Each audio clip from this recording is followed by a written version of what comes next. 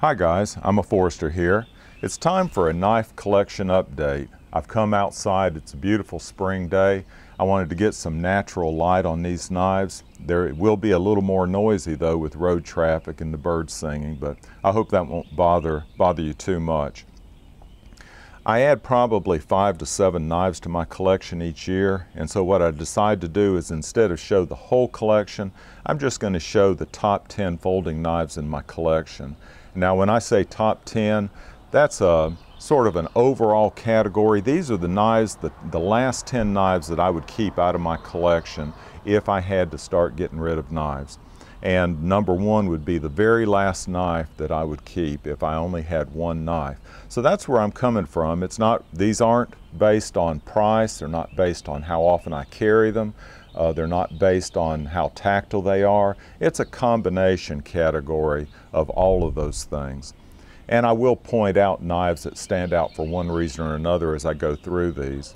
You know, I really love watching people's knife collection videos and knife reviews. A channel that I'll promote that I've just started watching is the Jim Skelton channel. You know, his knives, these knives pale in comparison to the knives that he shows, but I love watching his videos, and one day maybe I'll have some of those knives on the upper end of this collection.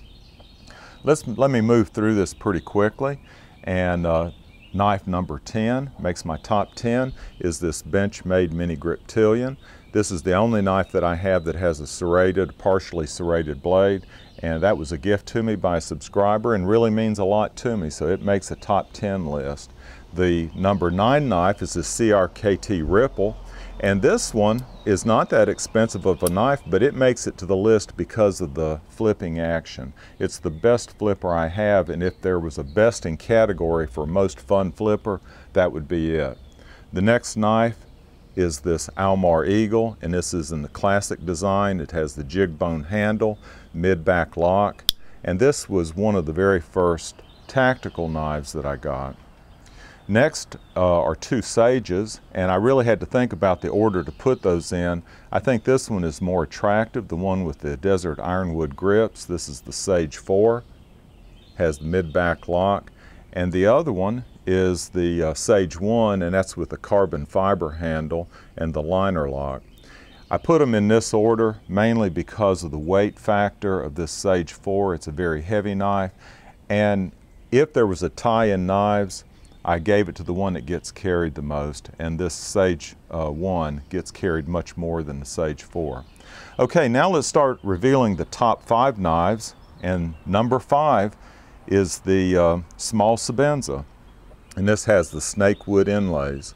This is a very nice knife. I enjoy carrying it, but it definitely comes in under, say, the large Sebenza if I just had to keep one. And so it's more of a practical gentleman's folder, maybe, something like that. Number 4 is the Menundi. If you've watched my channel, you've seen this knife a lot. It's a beautiful knife. And if there was a best in class, this would be the best gentleman's folder in my collection, without a doubt, hands down. And I love the walnut inlays in this knife. Number 3, several years ago, this knife was my number 1 knife in the collection, and it still is high. It's number 3, and for many reasons. If there was a best in class on this knife, it would be best bang for the buck. This is I bought this knife used, and I think I only paid $100, but this is one of my very favorite knives, and it gets a lot of carry time. Okay, number 2 and number 1 were very close, but number 1 wants to get the limelight. Number 2 is the large Sebenza.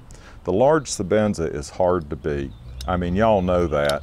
This one has the rosewood inlays, very beautiful. This is a very practical knife. It's a work knife, and you know, if you were only left with one knife, you could count on this knife for whatever that you wanted to do with it, from a tactical knife to just a practical survival knife to an everyday knife. But number 1, and if you've watched my videos, you probably know what this knife is. Number 1 is my Klotzli, and this is the Klotzli Walker 05. This knife is probably the most precise, has the highest quality of any knife here. I don't know if there's a lot of glare on that or not, but I'm very impressed with the Clotsley lineup of knives. I was very proud and pleased to get this knife added to my collection.